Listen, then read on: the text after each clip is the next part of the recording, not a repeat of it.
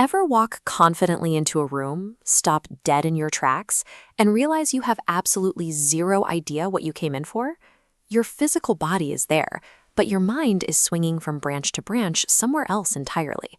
In Eastern traditions, they call this restless state the monkey mind. This mental fog leads to some completely absurd behavior. You might find yourself putting a pair of scissors into the refrigerator or trying to screw the lid of a teapot onto a glass jar without even noticing.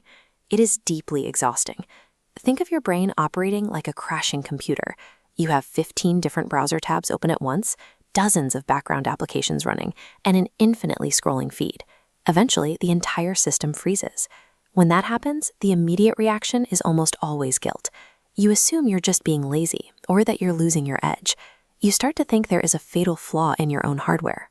But that clumsiness and lack of focus are not personal failures. You're dealing with a biological survival mechanism, one that is being actively and intentionally exploited by outside forces.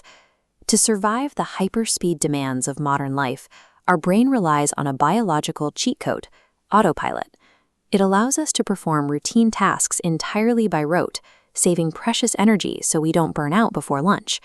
But we push this feature way past its limits. We've built an illusion that we can successfully multitask, draft 3 work emails, drink a coffee, and process endless push notifications all at the exact same time without dropping the ball. The reality is much messier. Every time you jump from an email to a text message, your brain performs a cognitive mini reset. Psychologists refer to this mental lag as a switching cost. This chart compares the efficiency of single tasking versus multitasking, and it reveals a massive performance gap. When people constantly switch contexts, their error rates spike up by 40%, and it takes them significantly longer to finish the exact same job. And that is just the external strain. We also introduce internal saboteurs to the mix. Starting the day with a diet heavy in processed sugars and carbohydrates triggers a physical brain fog, dropping your baseline focus levels even lower. Add to that your invisible psychological loads.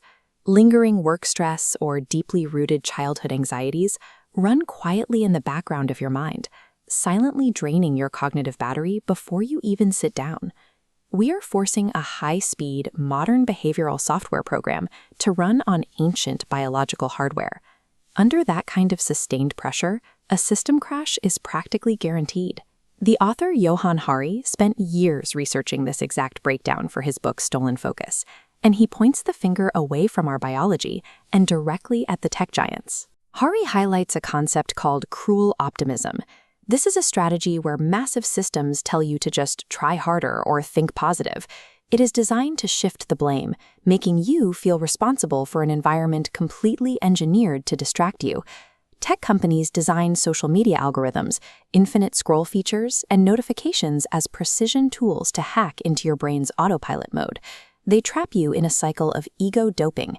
Every like, comment, and view count acts as a micro-hit of validation, keeping your subconscious locked in a state of anxiety and a perpetual fear of missing out on the next update. Large-scale corporations extract our attention for profit, turning a biological quirk into a one-sided war for dopamine. This animated diagram demonstrates a concept known as Newton's wheel. It's a disc painted with different colors, but as the wheel rapidly accelerates, the individual colors disappear entirely, merging into a blinding solid white blur. If you live life at maximum velocity, you miss the distinct details. To actually see the colors again, you have to intentionally apply friction. You really have to slow down. When we slow down and dedicate our energy to a single, meaningful task, we can enter what the psychologist Mihaly Csikszentmihalyi called flow state, a condition of deep, effortless focus where time seems to disappear. This psychological state shares deep roots with ancient Buddhist mindfulness. It requires silencing the restless monkey mind and staying firmly rooted in the present moment, paying full attention to the physical sensations right in front of you. You can train this ability like a muscle. By forcing yourself to single task, establishing strict digital boundaries, and permanently turning off non-essential notifications, your cognitive stamina will slowly start to recover. However, individual willpower is an uneven match for an industry that employs thousands of engineers to maximize screen time.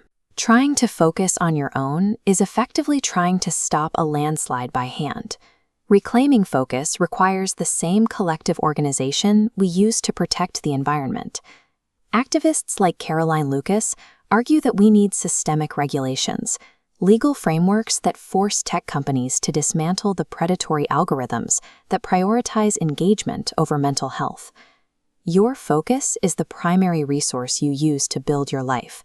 Protecting it begins by recognizing that your distraction is a manufactured product, and it ends when we decide that our time is more valuable than their profits.